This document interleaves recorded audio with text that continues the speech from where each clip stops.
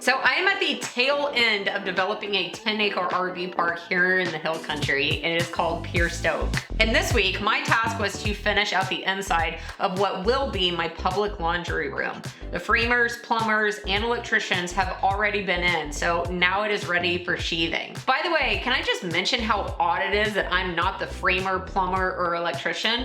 In the last 10 years, this is the first job where I'm not everything. If you guys want information on the park, stay tuned until the end. I'm gonna give you guys a little mini tour update. Alrighty, for this space, I am wanting something that is easy to install, durable, easy to clean, but looks great. That's not at all too picky, right? The material I'm going with is called Duraclad, and if you've ever installed vinyl siding before, it is very similar to that process. An overview of the install is you first install a channel around the top and bottom and corners of the room. Then you put a panel into them. From there, it is a tongue and groove process where you're screwing down a flange on each panel as you go. For my space, I'm using an all white panel on my ceiling, which is where we will start. The J channel comes in long joints and is screwed down every few feet, making a connecting channel the entire perimeter. You can think of this like a pocket that will next catch the panel. The first panel can be a little tricky as it needs to be seated and not only the end, but the entire length of the panel as well. And the panels are so long, this is 16 feet, it's definitely a two-person operation. Jacob would feed the panel into the corner channels while I helped push slightly. Once seated all the way in, we would pull it back roughly a quarter inch to leave an expansion gap. After the entire panel is in, it's then secured to each rafter with a screw.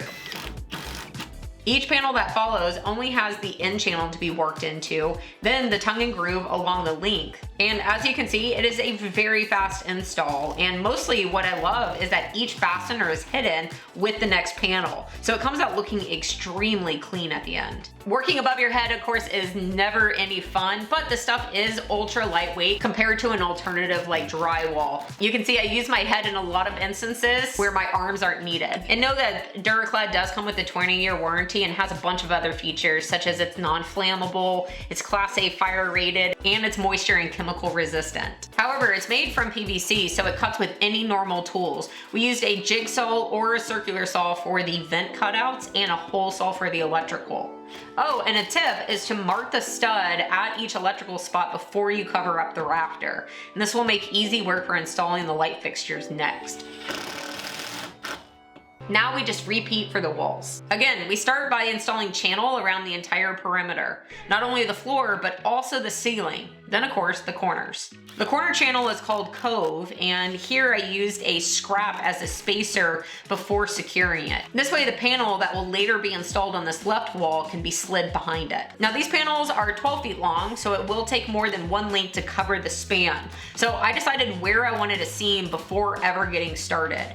Since my space will have washers and dryers along the back wall, I placed the seam where it would fall behind them and be covered. I'm still using Duraclad, but this time I went with a whitewash wood paneling pattern. And this is available in their designer series. It's the same process as the ceiling though. After the first one is fed into the corner and bottom pocket, the rest are basically thrown up, just fitting easily right into each other. So nice, you can feel it. That is nice.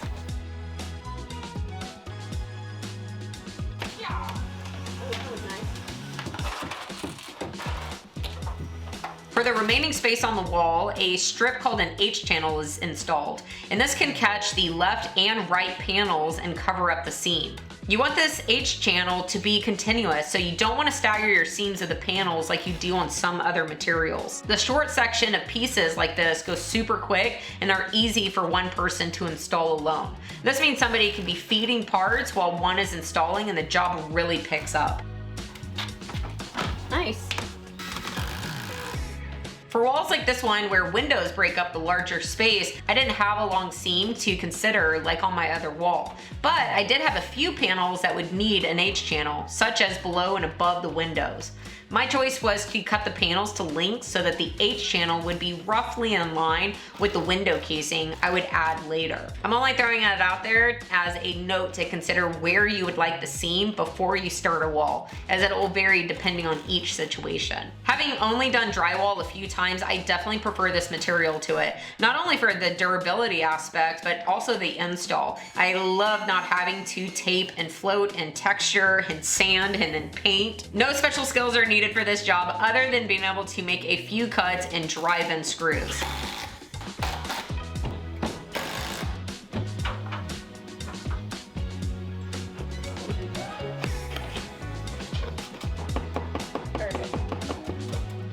After the entire wall is finished, I threw in the window casing and am just in love with how clean it looks. I also love making pre-built casing. I just assemble the wood parts, paint it, slip it into place, and shoot in a few nails.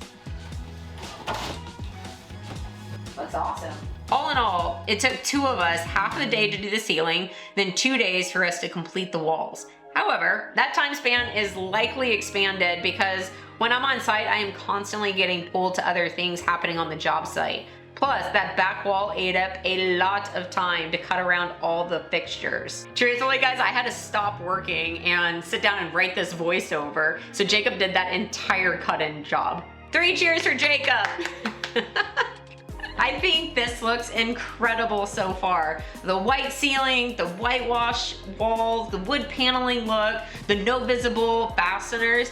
I am very happy with it. If you're looking to cloud a room, such as a mudroom or a garage maybe that you're renovating, I really hope that this gives you inspiration and confidence to tackle it. Honestly, this is a great system even for beginners. All right, now let me give you guys an update on my RV park. It is 10 acres that will have 67 RV slips, a perimeter of back-end slips, and then 4 islands of pull-throughs. This is a massive project I've started 3 years ago, and it has always been working in the background while you guys have seen me tackling all the other things. If you are interested in visiting, I now have a waitlist going for when it's open. It's called Pure Stoke, and I will leave you a link in the description if you want to check it out. I'm hoping to be open in 2 months, and I still have quite a list of builds to accomplish before then, so stay tuned for more updates, and that's it for this one.